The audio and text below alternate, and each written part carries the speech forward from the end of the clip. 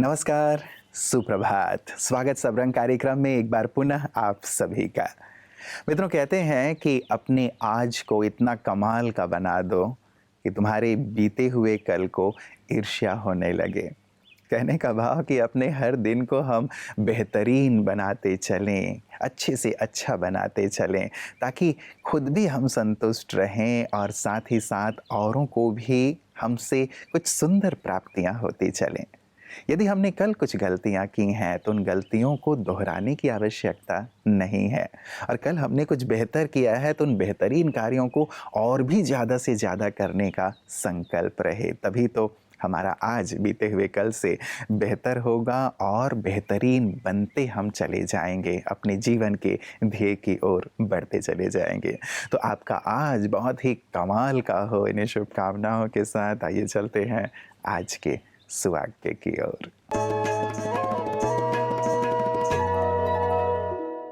हर एक के प्रति अगर साक्षी भाव रखें तो दृष्टि सकारात्मक हो जाती है। कहते हैं कि दृष्टि से ही सृष्टि रची जाती है। हमारे आज के दृष्टि के भाव ही आने वाले कल के जीवन का निर्माण करती है। जैसे एक तरफ हमें कोई अच्छा और दूसरी तरफ हमें कोई बुरा लगता है, तो दोनों ही हालातों में हमारी दृष्टिकोण बिल्कुल ही एक दूसरे से भिन्न होने के कारण हमारे मन में किसी के लिए प्रेम तो किसी के लिए नफरत का जन्म होता है। यदि हम किसी भी व्यक्ति के गुण या अवगुण को ना देखें, उसे अच्छे या बुरे के तराजू पे ना तोलें, बल्कि सभी के लिए एक समान स्नेह की भावना रखें, तो सामने वाले व्यक्ति के साथ हमारी दृष्टिकोण भी सकारात्मक होने लगती है। मित्रों, हम बेहतरीन स्थिति की ओर तब बढ़ते हैं जब आत्मावलोकन की आदत डाल लेते हैं, और साथ ही साथ उस चीज़ को महसूस करके करते हैं जिस चीज़ को हम करने जा रहे हैं। क्योंकि यदि अपने बोल और व्यवहार से पहले हम ये विचार कर लें कि इसका क्या परिणाम होगा, मैं स्वयं इस चीज़ के लिए कैसा महसूस कर रहा हूँ और दूसरे इस चीज़ के लिए कैसा महसूस करेंगे, यदि एक छोटी सी ये आदत हम अपने अंदर डाल लेते हैं तो सचमुच हर दिन बेहतरीन होता चलता है, कमाल का होता चलता है। और यही बात हमारे स्वास्थ्य के साथ भी लागू होती है। कुछ भी खाने पीने से पहले यदि थोड़ी देर रुककर सोच लिया जाए कि इसका क्या प्रभाव होगा, तो कभी भी स्वास्थ्य बिगड़ेगा नहीं, लेकिन स्वास्थ्य सुंदर ही बना रहेगा। तो आइए हम इस ओर एक कदम चलेंगे, इस संकल्प के साथ चलते हैं अगले सेगमेंट स्वास्थ्य की ओर। ओम शांति। स्ट्रेस की वजह से काफ़ी बार एक्सेस ईटिंग भी हो जाता है, जिसको हम कहते हैं इमोशनल ईटिंग। कभी हम परेशान होते हैं तो ज़्यादा खा लेते हैं, कभी हम खुश होते हैं तो भी ज़्यादा खा लेते हैं, ये भी इमोशनल ईटिंग है। कभी हम सैड होते हैं, लोनली होते हैं तो भी ज़्यादा खा लेते हैं। तो कहीं ना कहीं हमारे इमोशंस का हमारे फूड के साथ में एक ताल्लुक है, क्योंकि हम कुछ खुशियाँ जब ढूंढना चाहते हैं और हमें वो खुशियाँ आसपास के लोगों से नहीं मिलती है, तो हमारा हाथ जो है वो फूड की तरफ बढ़ता है। इस वजह से इमोशनल ईटिंग होने लगती है, और जितना ज़्यादा इमोशनल ईटिंग होता है उतना ज़्यादा हमारे वेट पे असर पड़ता है, यानी कि हमारा वेट गेन होता है। हमारे इमोशनल ईटिंग की जो हैबिट है वो कहीं ना कहीं हमारे स्ट्रेस से रिलेटेड है, और स्ट्रेस को दूर करने के लिए बस एक ही बहुत सरल और सिंपल सा उपाय है, मेडिटेशन की टेक्निक सीखना और मेडिटेशन स्टार्ट करना। तो मेडिटेशन जब हम करेंगे तो हमारा स्ट्रेस लेवल कम होगा, स्ट्रेस लेवल कम हुआ तो इमोशनल ईटिंग भी कम होगी, इमोशनल ईटिंग कम हुआ तो हमारा वेट भी नॉर्मल होने लगेगा और कम होने लगेगा। और इसके साथ साथ एक बहुत इम्पॉर्टेंट जो तरीका है जो मैं आपके साथ शेयर करना चाहती हूँ, जिसे मैं कहती हूँ ब्रेक के बाद। जैसे हम कोई प्रोग्राम देखते हैं टीवी पर तो एडवर्टाइजमेंट आता है, उसमें कहा जाता है ना, ब्रेक के बाद उस तरह से आपको जब कुछ खाने का मन करता है, हम जितना अपने आप को बोलेंगे कि मुझे ये नहीं खाना है, उतना ज़्यादा हमें और खाने का मन करेगा। तो हमें अपने माइंड को बहुत स्मार्टली समझाना होगा कि मुझे खाना है गुलाब जामुन, मुझे ये तली हुई चीज़ खानी है, लेकिन अभी नहीं, ब्रेक के बाद। तो आप अपने मन को ये समझाइए कि मैं 10 मिनट ब्रेक के बाद आती हूँ या आता हूँ, फिर मैं खाऊंगा या खाऊंगी। तो होता ये है कि उस 10 मिनट में हमारा जो खाने का मूड था वो चला जाता है। तो वो emotional eating on the spot होता है, वो एक्सपर्ट होता है। आपका मन किया, सामने दिखा, आपने तुरंत मुंह में डाल लिया। तो ज़रूर मेडिटेशन और ब्रेक के बाद की प्रैक्टिस कीजिएगा। ओम शांति। Thank you. मित्रों, कहते हैं किसी भी आदत को लगने में वक्त नहीं लगता, लेकिन किसी भी आदत को बदलने में पूरी उम्र निकल जाती है, बहुत ही मशक्क़त करनी पड़ती है। इसीलिए हमें सोच समझ कर के आदत डालनी चाहिए। जो भी आदतें हम डाल रहे हैं वो अच्छी हों और हमारे स्वास्थ्य और जीवन को उन्नति की ओर ले चलें, इसका हमें ख्याल रखना चाहिए। लेकिन कई बार समाज में कुछ प्रचलित मान्यताओं को देखते हुए, अपने स्टैंडर्ड को बढ़ाने के लिए, या फिर अन्य जो कई गलत मानसिकता आजकल है उसको देखते हुए हम व्यसनों की ओर भी चल पड़ते हैं कि आजकल यदि ये नहीं करेंगे तो फिर हमारा रुतबा नहीं रहेगा, लोग क्या कहेंगे, हम जाते हैं लोगों के बीच तो हमें ये करना ही पड़ता है। और धीरे धीरे ये हमारी आदत में शामिल हो जाते हैं, जो हमें बहुत ही ज़्यादा पतन की ओर ले चलते हैं।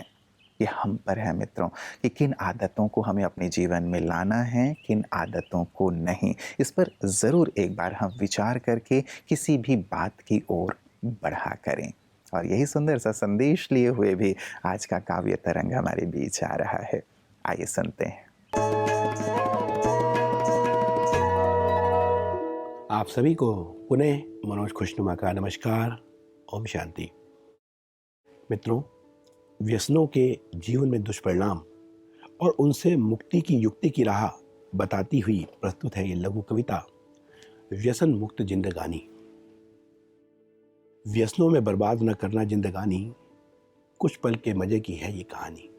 व्यसनों में बर्बाद न करना जिंदगानी, कुछ पल के ही मजे की है ये कहानी। तन मन फिर हो जाएंगे बेहद कमजोर, धन भी बह जाएगा बन करके पानी। तन मन फिर हो जाएंगे बेहद कमजोर, धन भी बह जाएगा बन करके पानी। व्यसनों में बर्बाद न करना जिंदगानी, व्यसनों में बर्बाद न करना जिंदगानी। क्या करूं कहाँ जाऊं, होगी जीवन में हताशा, जब ना होगी कहीं से मदद की कोई आशा। क्या करूं कहाँ जाऊं, होगी जीवन में हताशा, जब ना होगी कहीं से मदद की कोई आशा। स्वयं को व्यसनों का गुलाम बनाकर खुशियाँ खो जाएंगी, बस मिलेगी निराशा। खुशियाँ खो जाएंगी, बस मिलेगी निराशा। बुढ़ापे से भी बदतर हो जाएगी जवानी, बुढ़ापे से भी बदतर हो जाएगी जवानी। व्यसनों में बर्बाद न करना जिंदगानी, व्यसनों में बर्बाद न करना जिंदगानी। व्यसनों की गुलामी का यही होता अंजाम, मुस्कुराती जिंदगी को लग जाता विराम। व्यसनों की गुलामी का यही होता अंजाम, मुस्कुराती जिंदगी को लग जाता विराम। किंतु कहा ना जाए उसे राह का भूला, सुबह का भूला जो घर आए शाम। किंतु कहा ना जाए उसे राह का भूला, सुबह का भूला जो घर आए शाम। गिर के संभलने की है ये निशानी, गिर के फिर संभलने की है ये निशानी। व्यसनों में बर्बाद न करना जिंदगानी, व्यसनों में बर्बाद न करना जिंदगानी।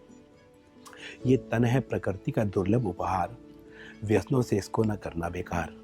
ये तन है प्रकृति का दुर्लभ उपहार, व्यसनों से इसको न करना बेकार। आत्मविश्वास से निखरेगा जीवन, बुराइयों और दुर्गुणों की होगी फिर हार, बुराइयों और दुर्गुणों की होगी फिर हार। पकड़ लो जीवन की राह वो रूहानी, पकड़ लो जीवन की राह वो रूहानी। व्यसनों में बर्बाद न करना जिंदगानी, व्यसनों में बर्बाद न करना जिंदगानी। कुछ पल के मजे की है ये कहानी। और आत्मबल से मिलेगी व्यसनों से मुक्ति। अब कैसे मुक्त हुए, व्यसनों से उसकी युक्ति भी तो चाहिए। आत्मबल से मिलेगी व्यसनों से मुक्ति, राजयोग है आत्मबल बढ़ाने की युक्ति। आत्म बल से मिलेगी व्यसनों से मुक्ति और राजयोग है आत्म बल बढ़ाने की युक्ति। सद्गुण के पुष्पों से महकेगा जीवन, व्यसनों से होगी फिर मन को विरक्ति, व्यसनों से हो जाएगी मन को विरक्ति। पा जाओगे मंजिल अगर पाने की है ठानी, पा जाओगे मंजिल कर पाने की है ठानी। व्यसनों में बर्बाद न करना जिंदगानी, व्यसनों में बर्बाद न करना जिंदगानी। ईश्वरीय नशा ही अब मन में बसाना है, व्यसनों से जीवन को मुक्त कर दिखाना है। ईश्वरीय नशा ही मन में बसाना है, व्यसनों से जीवन को मुक्त कर दिखाना है। राजयोग से अपना मनोबल बढ़ाकर खोया खजाना वापिस अब पाना है, खोया खजाना वापिस अब पाना है। बन जाओ पावन कहे शिव की वाणी, बन जाओ पावन कहे शिव की वाणी। व्यसनों में बर्बाद न करना जिंदगानी, व्यसनों में बर्बाद न करना जिंदगानी, व्यसनों में बर्बाद न करना जिंदगानी। नमस्कार, प्रणाम, धन्यवाद। मित्रों, कहते हैं कि जीवन की किसी भी परिस्थिति को पार करने के लिए या अपनी किसी भी आदत को बदलने के लिए हमें सबसे ज़्यादा आवश्यकता होती है आत्मबल की, साहस की। और ये आत्मबल, हमारा साहस, हमारा विश्वास तब कई गुना बढ़ जाता है जब हमें ईश्वर के साथ की अनुभूति होती है। यदि ईश्वर साथ हैं, उनका हाथ मेरे हाथ में है, ये अनुभूति हम कर लेते हैं तो सचमुच जीवन की हर परिस्थिति हमारे लिए बहुत सहज और सरल हो जाती है। वो कहते हैं ना कि ईश्वर अपने साथ है, डरने की क्या बात है। यदि ये गीत व्यक्ति गाता रहता है तो उसके मन का डर हमेशा के लिए दूर हो जाता है। कैसे हम ईश्वर के इस साथ का अनुभव करें ताकि हमारा आत्मविश्वास बढ़ता चले, यही सुंदर कला और यही सुंदर सीख ब्रह्मा कुमारियाँ सभी को सिखा रही हैं। आइए देखते हैं पीस न्यूज़ हाइलाइट्स में उनकी इन सुंदर सेवाओं को। होली एक लोकप्रिय और महत्वपूर्ण त्योहार है जिसे भारत देश के कोने कोने में रंगों के त्योहार के रूप में मनाया जाता है। होली का पर्व एक बड़े गहरे आध्यात्मिक परिवर्तन को संबोधित करता है, इसीलिए ये पर्व ब्रह्मा कुमारीज में भी बड़े हर्षोल्लास के साथ मनाया जाता है। ऐसा ही एक उत्सव ब्रह्मा कुमारीज भुवनेश्वर यूनिट 8 सेवा केंद्र में मनाया गया। कार्यक्रम की शुरुआत में सभी का मस्तक पर रंग बिरंगे तिलक लगाकर स्वागत किया गया। अनंतर स्थानीय ब्रह्मा कुमारीज सेवा केंद्र प्रभारी B.K. दुर्गेश नंदिनी ने सभी को होली पर्व का महत्व समझाते हुए कहा कि यह अलौकिक त्योहार हमें सिखाता है कि परमात्मा के रंग में रंगाना। जब परमात्मा बाप के हम बच्चे बन गए। काफी संख्या में संस्थान से जुड़े भाई बहनों ने इस जश्न का आनंद लिया।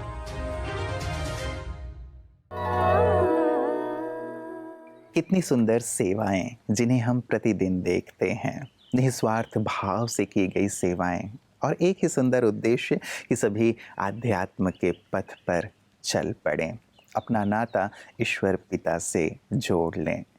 सचमुच यदि हम ईश्वर को अपने जीवन में प्रथम स्थान देते हैं, उन पर ध्यान देते हैं, तो हमारी जीवन की बाकी सब चीज़ों पर ईश्वर ध्यान देने लगते हैं और जीवन बहुत ही सहज और सरल हो जाता है। वैसे भी हम कहते ही हैं त्वमेव माता च पिता त्वमेव, तो जो हमारे माता पिता हैं उनसे तो हमें प्रथमतः जुड़ना चाहिए, क्योंकि माता पिता के दर्शन करके ही तो बच्चा अपने जीवन में आगे बढ़ता है, उनके सहयोग से ही आगे बढ़ता है। यदि माता पिता का हाथ सिर पर नहीं है तो बच्चे की क्या स्थिति होती है वो आप समझ सकते हैं। तो क्यों ना उस परमात्मा माता पिता को अपने जीवन में प्रथम स्थान दें, उन्हें अपने जीवन में शामिल करें, तो जीवन सचमुच खुशहाल होता जाएगा, आनंद से परिपूर्ण होता जाएगा। तो अपने जीवन में आप आनंद की ओर बढ़ें, प्रकाश की ओर बढ़ें, संपूर्ण सुख की ओर बढ़ें। इन्हीं शुभकामनाओं के साथ नमस्कार, ओम शांति।